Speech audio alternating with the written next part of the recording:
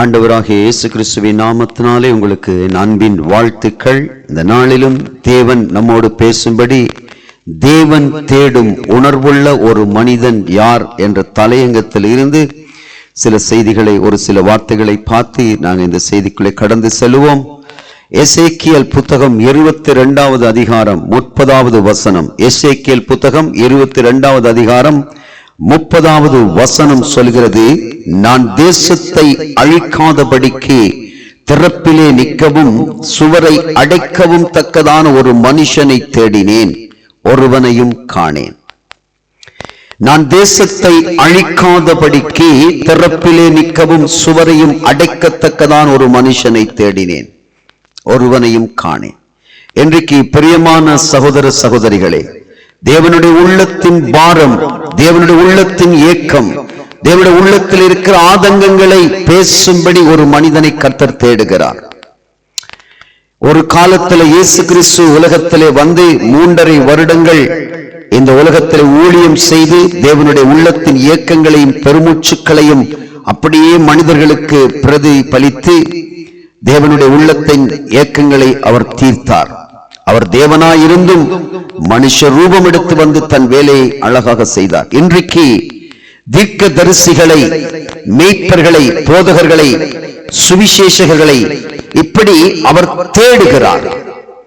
ஒரு இரவு ஒரு மனிதனோடு பேசி என்னுடைய உள்ளத்தின் பாரத்தை ஜனங்களுக்கு யார் சொல்லுவார்கள் என்று ஆண்டவர் தேடுகிறார். இதே 22வது அதிகாரம் எசேக்கியேல் புத்தகத்திலே அந்த வசனத்திலே வாசிக்கும் போது 28வது வசனம், 22வது அதிகாரம் 28வது வசனம் சொல்கிறது, அதன் தீர்க்கதரிசிகள் அபத்தமானதை தரிசித்து பொய் சாஸ்திரத்தை அவர்களுக்கு சொல்லி கர்த்தர் உரைக்காதிருந்தும் கர்த்தராகிய ஆண்டவர் உரைத்தார் என்று சொல்லி அவர்களுக்கு சாரமற்ற சாந்தை பூசுகிறார்கள். தேவனுடைய உள்ளம் இன்றைக்கு அநேக ஊழியக்காரர்கள் செய்கின்ற ஒரு சில காரியங்களை நிமித்தம் வேதனைப்படுகிறது. பிரியமானவர்களே, கர்த்தர் சொல்லாததை சொன்னதென்று தீர்க்கதரிசிகள் சொல்லுகிற காரியத்தை குறித்து கர்த்தர் பேசுகிறார். தேசத்தின் ஜனங்கள் இடுக்கண் செய்து கொள்ளையடித்து சிறுமையும் எளிமையுமானவனை ஒடுக்கி அந்நியனை அநியாயமாய் துன்பப்படுத்துகிறார்கள். நான் தேசத்தை அழிக்காதபடிக்கு திறப்பிலே நிற்கவும் சுவரையும் அடைக்கத்தக்கதான ஒரு மனுஷனை தேடினேன், ஒருவனையும் காணேன்.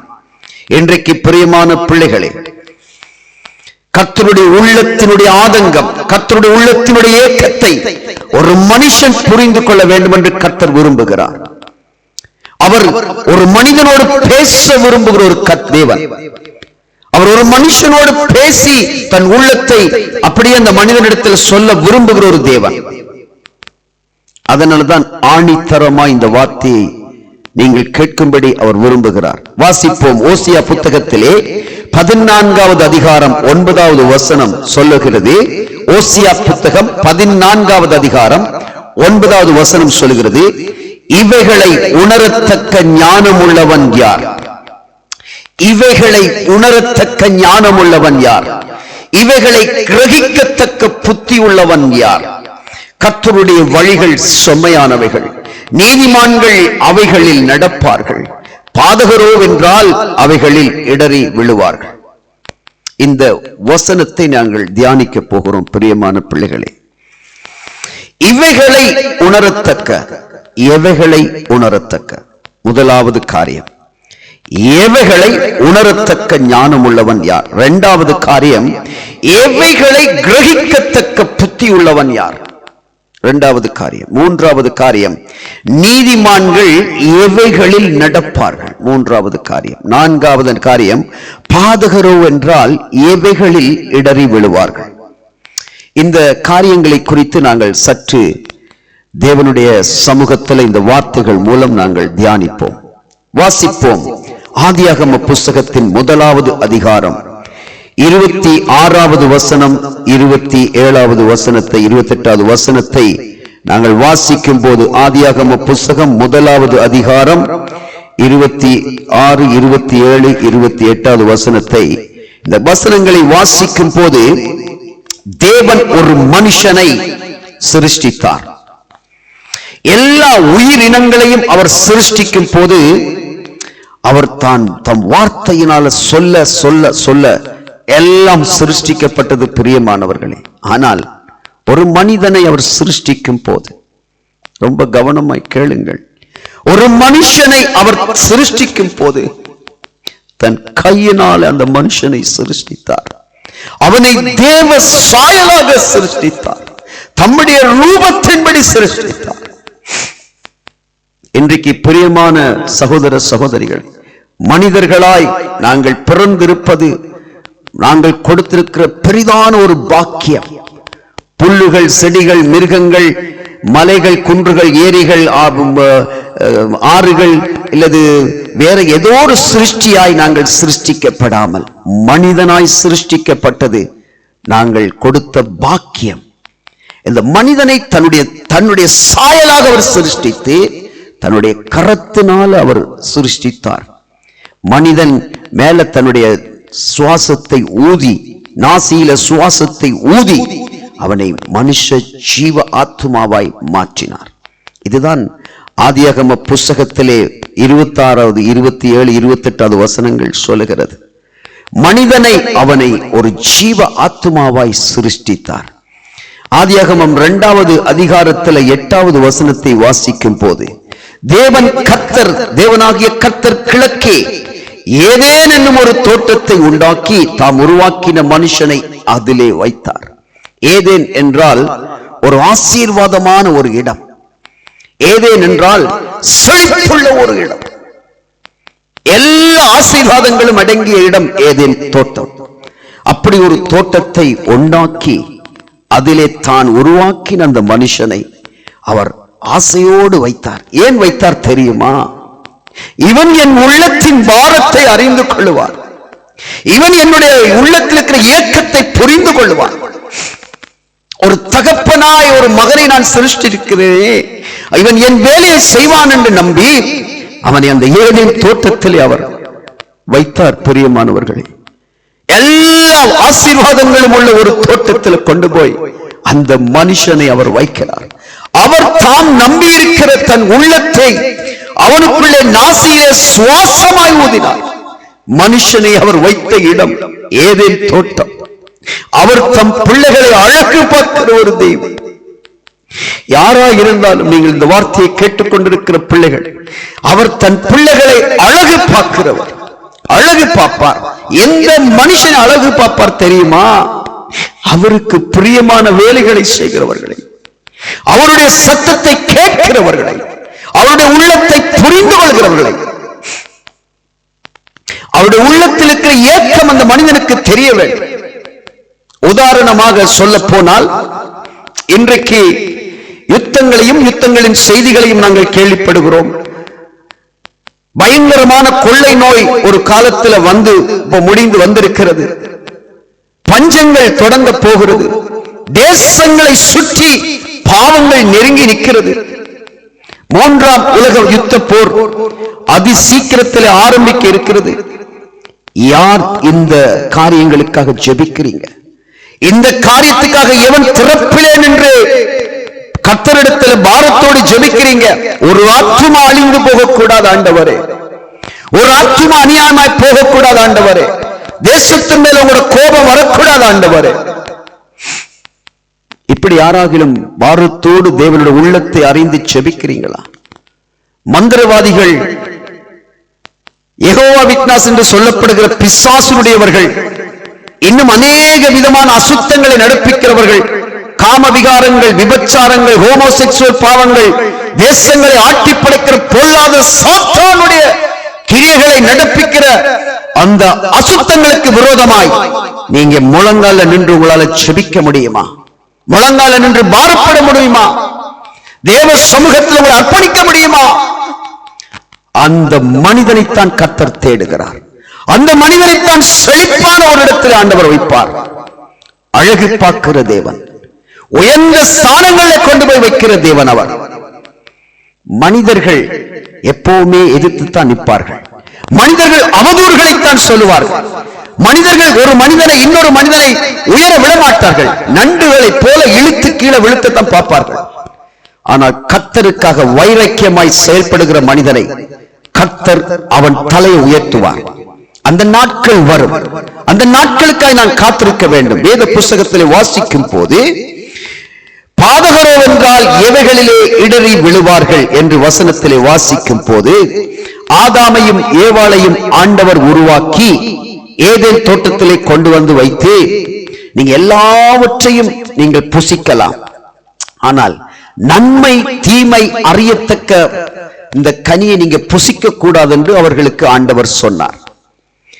ஆனால் வாசிக்கும் போது 2வது அதிகாரம் 9வது வசனத்திலே சொல்லுகிறார், தேவனாகிய கர்த்தர் பார்வைக்கு அழகும் புசிப்புக்கு நலமுமான சகலவித விருட்சங்களையும் தோட்டத்தின் நடுவிலே ஜீவ விருட்சத்தையும் நன்மை தீமை அறியத்தக்க விருட்சத்தையும் பூமியிலிருந்து முளைக்க பண்ணினார். இன்றைக்கும் பிரியமான சகோதர சகோதரிகளே, நம்முடைய வாழ்க்கையில நாங்கள் இந்த உலகத்திலே ஏதேன் தோட்டத்தை போல ஒரு தோட்டத்தில் வாழ்ந்து வருகிறோம்.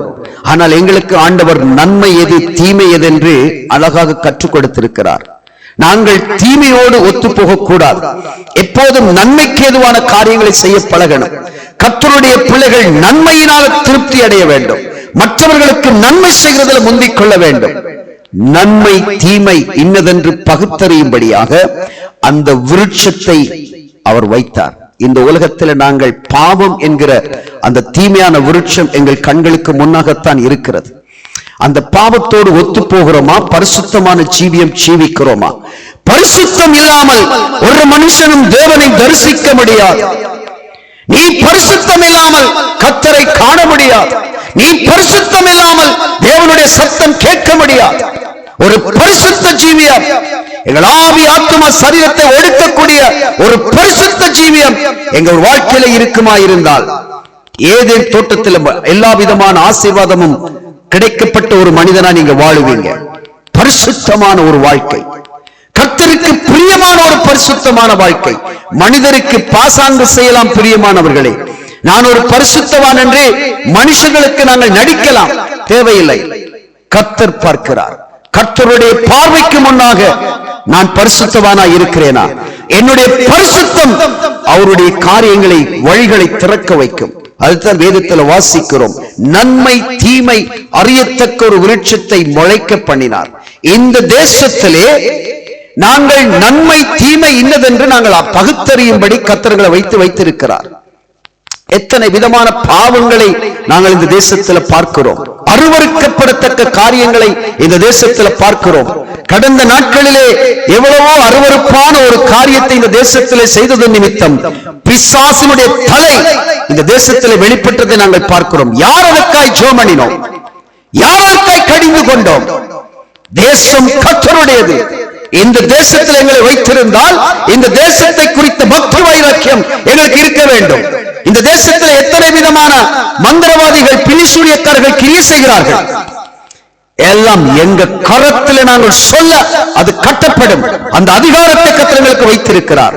பிரியமான சகோதர சகோதரிகளே, இந்த வார்த்தையை கேட்டுக்கொண்டிருக்க உங்களோடு கர்த்தர் பேசுகிறார். முழங்காலை முடக்கி அவருடைய பாதத்தில் நீங்கள் செபிக்கிற ஜெபம் ஒரு நாளும் வீணாய் போகாது பிரியமானவர்களே, ஒரு நாளும் வீரியமாய் போகாது. நீங்கள் முழங்கால இருந்து தேசத்துக்காய் கதறுங்கள், ஜனங்களுக்காய் பரிதவியுங்கள், தேசத்தை விடுதலை பண்ண கர்த்தரிடத்தில் மன்றாடுங்கள். ஆபிரகாம் சோதோம் கோமோரா தேசம் அழிக்கப்படும் என்பதாக தேவனிடத்தில் போய் நின்று பரிந்து பேசினது ஆண்டவருடைய உள்ளத்தை மிகவும் ஒரு சந்தோஷத்துக்களை நிரப்பினது.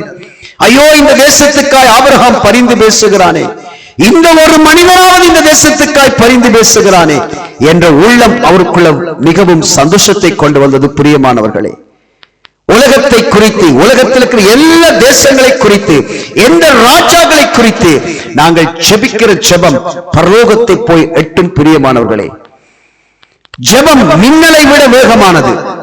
நாங்கள் ஒரு நிமிஷத்தில் ஜெபிக்கிற ஜெபம் அவரிடத்தில் போய்விடும். அதனால் அந்த விசுவாசத்தோடு நாங்கள் ஜெபம் பண்ண வேண்டும். தொடர்ந்து வாசிக்கும் போது 2வது அதிகாரத்தில் 9வது வசனத்தில் நாங்கள் வாசித்தோம், நன்மை தீமை அறியத்தக்க விருட்சத்தை முளைக்க பண்ணினார். 15வது வசனம் சொல்கிறது, தேவனாகிய கர்த்தர் மனுஷனை ஏதேன் தோட்டத்தில் அழைத்து கொண்டு வந்து. இன்றைக்கு பிரியமான பிள்ளைகளே, அழைக்கப்பட்ட நீங்கள் யாராயிருந்தாலும் கைவிடப்படுவதில்லை. அவர் உங்களை பெயர் சொல்லி தாயின் கருவில வேறு பிரித்து உங்களை அழைத்திருந்தால் நீங்கள் ஒரு பொழுதும் கைவிடப்படுவதில்லை. அழைத்து கொண்டு வந்து அந்த ஏதேன் தோட்டத்தை பண்படுத்தவும் காக்கவும், புரொடெக்ஷன், காக்க வைத்தார். எங்களை வைத்துத்தான் ஜனங்களை ஆண்டவர் காக்கிறார். எங்களை வைத்துத்தான் ஜனங்களை ஆண்டவர் உறுதிப்படுத்தி ஆண்டவருக்கு கொண்டு வரும்படி விரும்புகிறார். காக்கிறதற்கு வைத்தார். இந்த ஆதாம் செய்த ஒரு பெரிய தவறு என்ன தெரியுமா? அந்த தேவனுடைய வலி, அந்த தேவனுடைய பெருமதி, தன்னை உருவாக்கினவர், தன்னை உண்டாக்கினவர், நாசியில சுவாசத்தை ஊதி உயிரோடு எழுப்பினவர், அந்த எழுப்பினவருடைய அந்த மகிமை, அந்த மகத்துவத்தை ஆதாம் மறந்து போனான். ஆதாம் அதை குறித்து எச்சரிக்கையாய் இருக்கவில்லை. இதுதான் இன்றைக்கு நாங்கள் செய்கிற தவறுகள். பிரியமானவர்களே, யார் ஆண்டவர் என்று எங்களுக்கு சரியாக தெரியாதபடியினால நாங்கள் அலட்சிய போக்கில் போய்விடுகிறோம். சபைக்கு போகிறோம், வீட்டுக்கு வருகிறோம், திரும்ப சபைக்கு போகிறோம், வீட்டுக்கு வருகிறோம். இதுதான் எங்களுடைய அன்றாட வாழ்க்கை. இல்லை பிரியமானவர்களே, இல்லை. யார் அந்த ஆண்டவர்? என்னை படைத்து உருவாக்கி தாயின் கருவில இருந்து வெளியே எடுத்து பெயர் சொல்லி அழைத்து ஒரு சபையை கொண்டு போய் வைத்தார் என்றால் அந்த தெய்வம் யாரு? அவருக்கு நான் என்ன செய்யணும்? ஏன் என்னை பிடித்தார்? இந்த கேள்வி நீங்க கேட்கிறீங்களா? இந்த கேள்வி நீங்க கேட்கிறீங்களா? ஏன் என்னை அவர் சபைக்குள்ள கொண்டு வந்தார்? அந்த நோக்கம் என்ன? நீங்க அந்த கேள்வி கேட்கிறீங்களா? சடங்காச்சாரம் போல சபைக்கு போவதும் வீட்டுக்கு வருவதும் அல்ல தேவனுடைய ராஜ்யம். பிரியமானவர்களே, அவரை குறித்த ஒரு பாரம், அவரை குறித்த ஒரு ஏக்கம், அவரை குறித்த ஒரு தாகம், அவருடைய உள்ளத்தில் இருக்கிற ஆதங்கம் என்னென்று நீங்கள் புரிந்து கொள்ள வேண்டும், அதை அறிந்து கொள்ள வேண்டும். தேவன் பேசுகிறவர். நான் உனக்கு போதித்து நீ நடக்க வேண்டிய வழியை நான் உனக்கு காட்டுவேன். உண்மையில என் கண்ணை வைத்து நான் உனக்கு ஆலோசனை சொல்லுவேன். நீ எங்கு போகணும், எங்கு போகக்கூடாது, எப்படி இருக்கணும், எப்படி இருக்கக்கூடாது, நான் உண்மையில என் கண்ணை வச்சு நான் உனக்கு சொல்லுவேன். பேசக்கூடிய தெய்வம் பரிசுத்த ஆவியானவர். அவர் பேசுவார், சத்தமாய் பேசுவார், மென்மையாய் பேசுவார், அசரீதியாய் பேசுவார், வார்த்தையிலிருந்து பேசுவார். அவர் பேசுகிற விதமே வித்தியாசமாயிருக்கு. ஒரு லீலி புஷ்பத்தின் மனம் வருகிறது போல வந்து பேசுவார். இல்லது என் சிறு பிள்ளைகளிடத்திலிருந்து பேசுவார், என் மனைவியினிடத்திலிருந்து பேசுவார், என் குடும்பத்திலிருந்து பேசுவார், என்னுடைய போதகரிடத்திலிருந்து பேசுவார், ஒரு ஊழியக்காரத்திலிருந்து பேசுவார். அவர் பேசுகிற விதமே எங்களுக்கு தெரியாது, எப்படி பேசுவார் என்று தெரியாது. ஆனால் பேசுவார், பேசுவார். இப்ப பேசுகிறார், இப்ப பேசுகிறார். அதனால பிரியமானவர்களே, வசனத்தை வாசிக்கும் போது தேவனாகிய கர்த்தர் மனுஷரை நோக்கி, நீ தோட்டத்தில் உள்ள சகல விருட்சத்தின் கனியை புசிக்கவே புசிக்கலாம். உனக்கு எல்லா ஆத்தரைஸும் இருக்கு என் பிரியமான பிள்ளைகளே, உங்களுக்கு எல்லா அனுமதியும் இருக்கு. ஆனால் சொன்னார், ஆனாலும் நன்மை தீமை அறியத்தக்க விருட்சத்தின் கனியை புசிக்கவே வேண்டாம். அதை நீ புசிக்கும் நாளிலே சாகவே சாவாய் என்று சொன்னார். அந்த நன்மை தீமை என்கிற அந்த கனியை நீ புசிக்கும் நாளிலே சாகவே சாவாய் என்று சொன்னார். இதுக்கு இந்த சாத்தான் என்ன செய்தான் தெரியுமா பிரியமான பிள்ளைகளே? பிசாசும் சில வேளைகள்ல வார்த்தையை வைத்துத்தான் எங்களோடு யுத்தம் பண்ணுவான். வார்த்தை இப்படி சொல்கிறதே, வார்த்தை இப்படி சொல்கிறதே என்று எங்களுக்கு தவறாக எங்களுக்கு வார்த்தை மூலம் எங்களுக்கு போதிக்க முயற்சி செய்வான். இங்கே சொல்லப்பட்டது, அதை புசிக்கும் நாளிலே நீ சாகவே சாவாய். எதை சொன்னார் அவர்? உன்னுடைய மாம்சத்தின் கண் மூடப்படும். ஆவிக்குரிய கண், மன்னிக்கவும், உன்னுடைய ஆவிக்குரிய கண் செத்து போகும். இதைத்தான் ஆண்டவர் சொன்னார். ஆனால் பிசாசு என்ன சொன்னான் தெரியுமா? நீங்க சாவதே இல்லை. ஆண்டவர் அவருக்கு தெரியும் நீங்க சாக மாட்டீங்க என்று தெரியும், ஆனா நீங்க சாகவே சாவீர்கள் என்று உங்களுக்கு சொன்னார் என்று பிசாசு தந்திரமாய் அந்த ஸ்திரியோடு பேசினான். ஆனால் ஆண்டவர் சொன்னது, உன்னுடைய ஆவிக்குரிய ஜீவியம் செத்து போகும். பிரியமான பிள்ளைகளே, இந்த உலகத்தில் நாங்கள் வாழ்கிற நாட்கள் எல்லாம் ஆவிக்குரிய ஜீவியத்தில் அனலாய் வாழ வேண்டும். மாம்சத்தை ஒதுக்கி ஆவியிலே ஜீவனோடு வாழ்கிற பிள்ளைகளைத்தான் கர்த்தர் விரும்புகிறார். ஆவிக்குரிய ஜீவியம் அனலாய் இருக்கணும், கர்த்தரோடு நல்ல ஒரு உறவில் இருக்கணும். அந்த ஜீவியத்தில் இருக்கிறவர்கள் அநேக காரியங்களை சாதிப்பார்கள். தொடர்ந்து வாசிக்கும் போது 3ஆம் அதிகாரத்துக்குள்ள போகிறோம். 3ஆம் அதிகாரத்துல 2வது வசனம் சொல்கிறது, ஸ்திரீ சர்ப்பத்தை பார்த்து, நாங்கள் தோட்டத்தில் உள்ள விருட்சங்களின் கனிகளை புசிக்கலாம். பாருங்க, ஆண்டவர் சர்ப்பம் ஸ்திரியை பார்த்து கேக்குது, இந்த கனிகளை புசிக்க வேண்டாம் என்று கர்த்தர் உங்களுக்கு சொன்னது உண்டோ? எப்படி சொல்லும் போது ஸ்திரீ சொல்லுகிறாள், இல்லை, எல்லாம் புசிக்கலாம், ஆனாலும் தோட்டத்தின் நடுவில் இருக்கிற விருட்சத்தின் கனியை குறித்து தேவன் நீங்கள் சாகாதபடிக்கு அதை புசிக்கவும் தொடவும் வேண்டாம் என்று சொன்னார் என்றாள். இதற்கு சாத்தான் என்ன சொல்கிறான் பாருங்கள். அப்பொழுது சர்ப்பம் ஸ்திரியை நோக்கி, நீங்கள் சாகவே சாவதில்லை. ஒரு எதிர்மாறான வார்த்தையை பிசாசு பேசுகிறான். தேவன் சொன்னதுக்கு எதிர்மாறான ஒரு காரியத்தை பிசாசு பேசுகிறான். இப்படித்தான் இன்றைக்கு அநேக பிள்ளைகள் வேதத்துக்கு முரண்பாடாய் பேசுகிறவர்கள். நாங்கள் எசேக்கியேல் 22வது அதிகாரத்தில் வாசித்தோம், நான் கட்டளையிடாதபடிக்கு நான் சொல்லாமல் இருந்தவர்கள் நான் சொன்னேன் என்று சொல்லி தீர்க்க தரிசனங்களை சொல்லுகிறார். ஆண்டவருடைய உள்ளத்தின் ஏக்கம் அப்படித்தான். நான் கட்டளையிடாத ஒரு காரியத்தை நான் சொன்னேன் என்று சொல்லி எவ்வளவு துணிகரமாய் பேசுகிறார். பிரியமான சகோதர சகோதரிகளை, கர்த்தருடைய ராஜ்யத்தில் நிற்கிறவர்கள் அவர் யார் என்று முதலாவது புரிந்து கொள்ள வேண்டும். வானத்தையும் பூமியையும் அண்ட சராசரங்களையும் ஒரு நொடிப்பொழுதிலே உருவாக்கின தேவன் அவர். அவருக்கு முன்பாக எல்லா முழங்கால்களும் விடங்கும். சமுத்திரத்தில் உள்ள மச்சங்களும் மலைகளும் குன்றுகளும் ஆறுகளும் அவருக்கு முன்பாக நடுங்குகிறது. அவ்வளவு நடுக்கத்துக்குரிய தெய்வத்தை எப்படி அலட்சியப்படுத்தி எங்களால் பேச முடியும்? எப்படி துணிகரமாய் அவருக்கு முன்பாக நான் ஒன்றை சொல்ல முடியும்? சொல்லக்கூடாது. பிரியமானவர்களே, எங்களுடைய வாழ்க்கை பயங்கரமாய் முடிந்துவிடும். எங்களுடைய வாழ்க்கையில பயங்கரமான காரியங்கள் வந்து சூழ்ந்துவிடும். அவர் சொன்னதை சொன்னபடி செய்யணும். அவர் சொல்லாததை சொல்லக்கூடாது. கர்த்தர் சொல்லுகிறார் என்று சொன்னால் அது வெரி டேஞ்சர், வெரி டேஞ்சர். கர்த்தர் சொன்னார் என்றால், கர்த்தர் சொல்லி இருந்தால் சொல்லணும், அல்லது சொல்லக்கூடாது. இங்கே சொல்லப்படுகிறது, அப்பொழுது சர்ப்பம் ஸ்திரியை நோக்கி, நீங்கள் சாவதே சாவதில்லை. அந்த புத்தி இல்லாத அந்த ஸ்திரிக்கு சர்ப்பத்தோடு என்ன வேலை? அந்த புத்தி இல்லாத ஸ்திரிக்கு சர்ப்பத்தோடு தான் இன்றைக்கு அநேக பேச்சு. இன்றைக்கும் சபைகளில் இருக்கிற பிள்ளைகள், தேவனை அறிந்த பிள்ளைகளுடைய வாழ்க்கை தேவையில்லாத வாய்ப்பேச்சுகளினால பிடிபட்டுக் கொள்கிறார். அநேகரோடு டெலிபோன்ல பேசுறது, அநேகரோடு எந்த நேரம் இன்டர்நெட் மூலமாய் கனெக்ஷன். அதனாலதான் நீங்க பிடிபடுகிறீங்க. வாழ்க்கை முழுவதும் கர்த்தரோடு பேசி பழகுங்க. முழங்கால்களை முடக்குங்க. தேவ சமூகத்தில் அமர்ந்திருங்க. கர்த்தருடைய பிரசன்னத்தில் அமர்ந்து பாருங்க. உங்களுடைய வாழ்க்கை எல்லா தடைகளும் உடைக்கப்படும். பிசாசு உங்களை பார்த்து நடுங்குவார். பிசாசு நடுங்கக்கூடிய ஒரு மனிதனாய், ஒரு மனுஷியாய் உங்களால் வாழ முடியும். அடுத்த வசனம் சொல்லுகிறது, 5வது வசனம், நீங்கள் இதை புசிக்கும் நாளிலே உங்கள் கண்கள் திறக்கப்படும் என்றும் நீங்கள் நன்மை தீமை அறிந்து தேவர்களைப் போல் இருப்பீர்கள் என்றும் தேவன் அறிவார் என்றது. புதினமான காரியங்களை பிதற்றி அதுக்குள்ளே சில மஜிக்கான காரியங்களை வைத்து பிசாசு சொல்லுகிறார். உங்கள் கண்கள் திறக்கப்படும். பாருங்க, வசனம் சொல்கிறது, இதை புசிக்கும் நாளிலே உங்கள் கண்கள் திறக்கப்படும் என்றும்.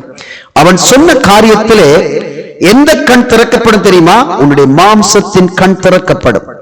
ஆவிக்குரிய கண் சாகும் என்பதை அவன் சொல்லவில்லை. உன்னுடைய மாம்சத்தின் கண் திறக்கப்படும். நீங்கள் நன்மை தீமை அறிந்து தேவர்களைப் போல இருப்பீர்கள் என்றும் தேவன் அறிவார் என்றது.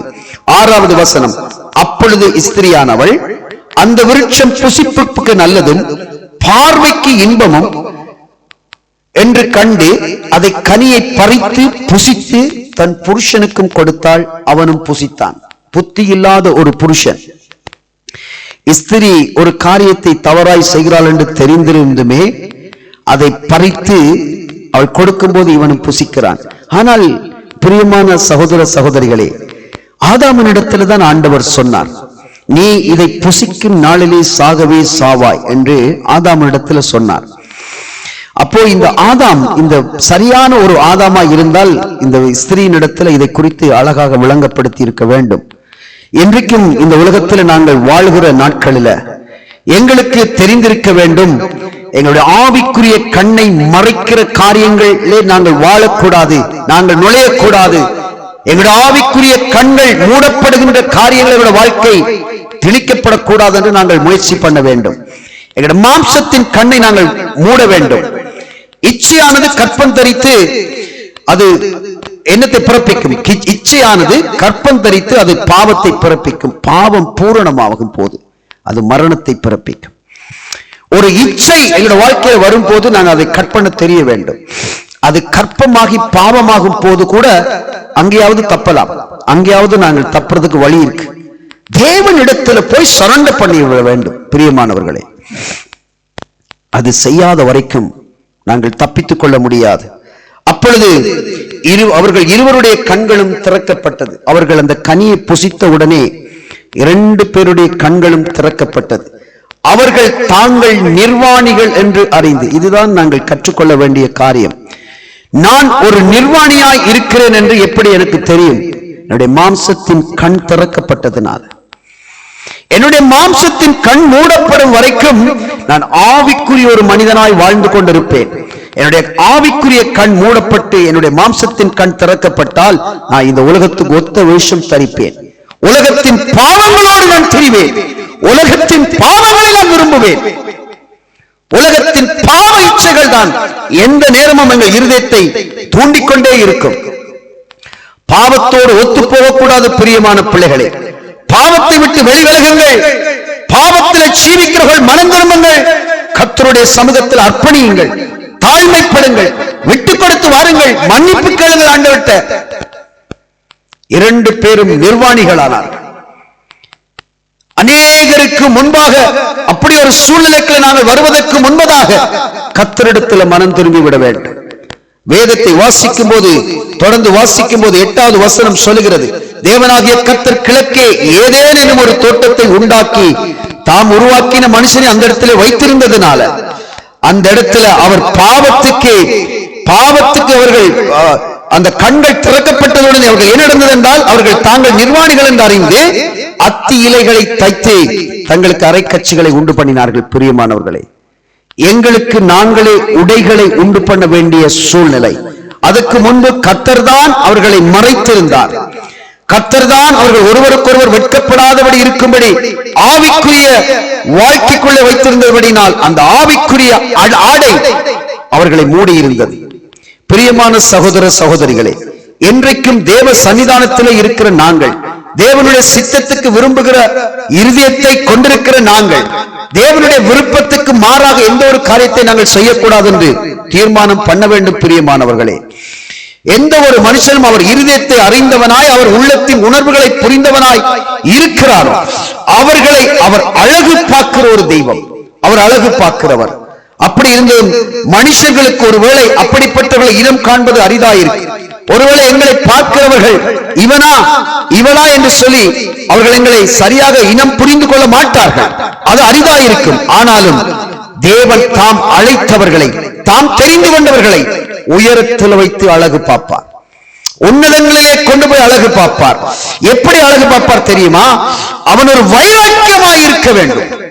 கர்த்தருக்காய் தன் மூச்சுள்ள வரைக்கும் உயிரோடு இருக்கும் காலமெல்லாம் தேவனுக்காய் ஊழியம் செய்ய வேண்டும். தேவனுடைய உள்ளத்தை அறிந்தவனாய் இருக்க வேண்டும். அவனை ஒரு தீர்க்கதரிசியாய், சுவிசேஷகனாய், ஆண்டவர் அப்போஸ்தலனாய் அழைத்து ஆண்டவர் கொண்டு போய் ஒரு ஸ்தானத்தில் வைப்பார்.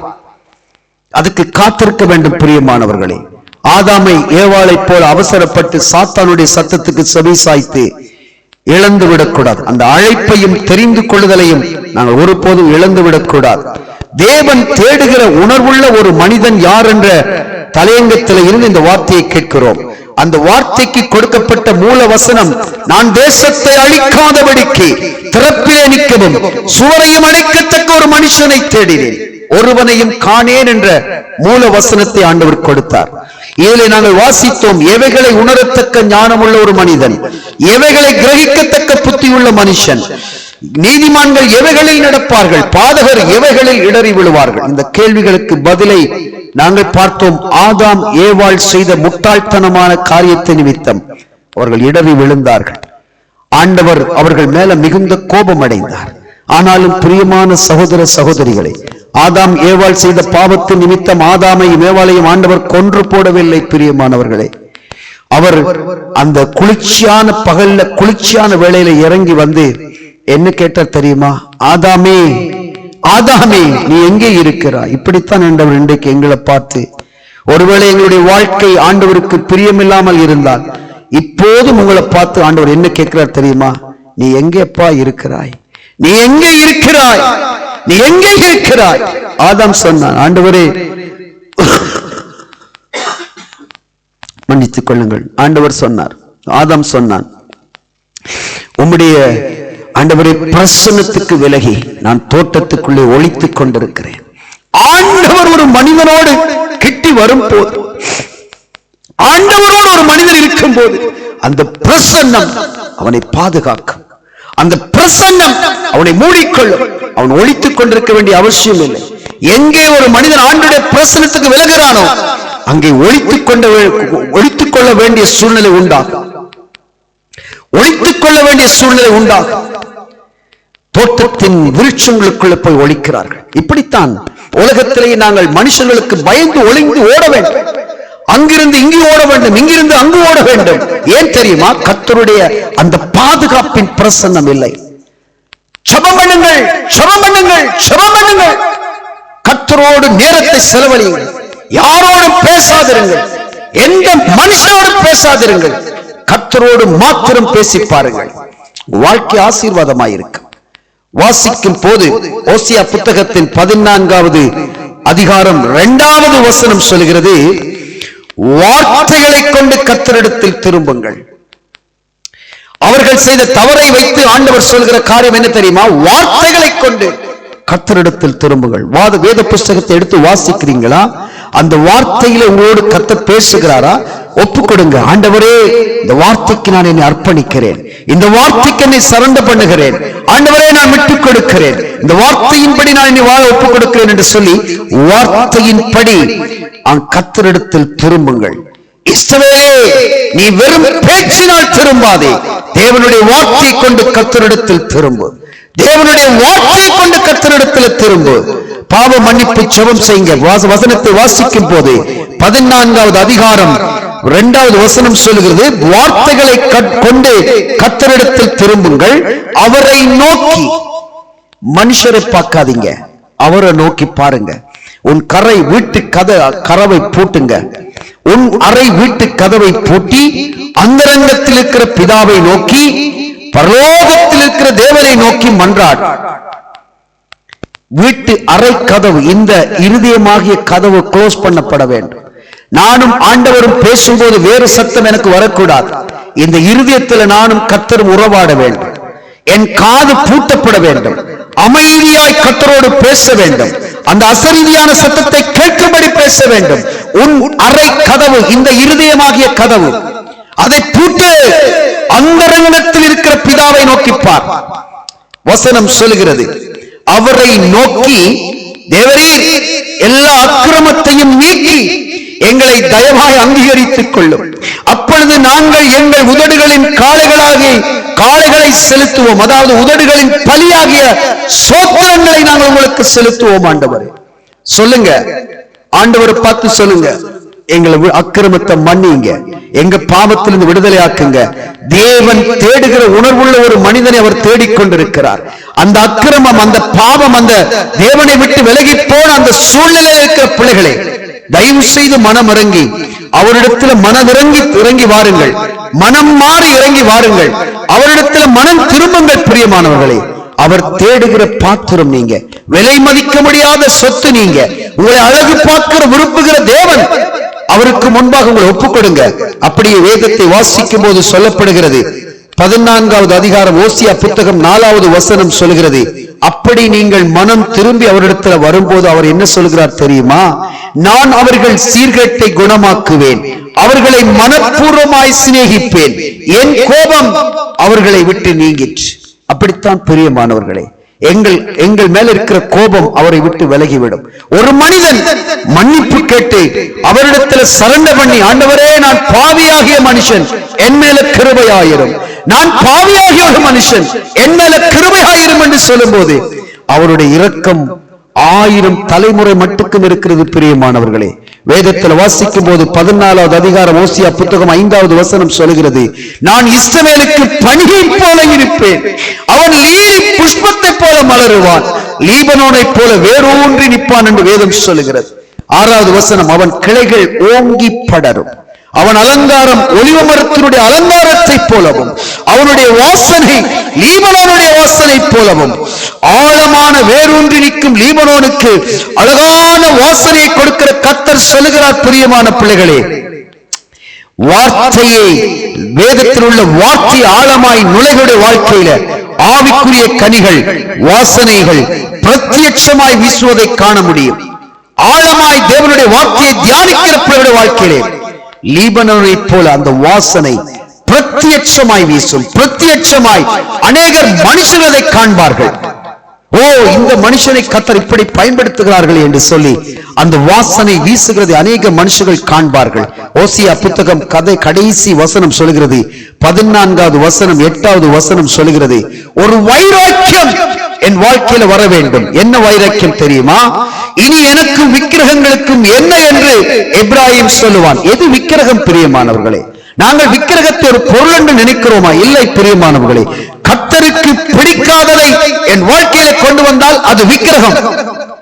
தேவன் விரும்பாத ஒரு காரியத்தை என் வாழ்க்கையில நான் செய்தால் அதுதான் விக்கிரகம். அதுதான் விக்கிரகம், வேறு ஒன்று விக்கிரகம் இல்லை. ஆண்டவருக்கு இது பிடிக்காது என்று தெரிந்து நான் செய்வேனாயிருந்தால் அது எங்களுடைய வாழ்க்கையில விக்கிரகம். எப்ராஹிம் சொல்லுகிறான், இனி எனக்கும் விக்கிரகங்களுக்கும் என்ன என்று எப்ராஹிம் சொல்லுவான். நான் அவனுக்கு செவி கொடுத்து நான் அவன் மேல் நோக்கமாயிருந்தேன். நான் பச்சையான தேவதாரு விருட்சம் போல இருக்கிறேன், என்னாலே உன் கனி உண்டாயிற்று என்று எப்ராஹிம் சொல்லுவான்.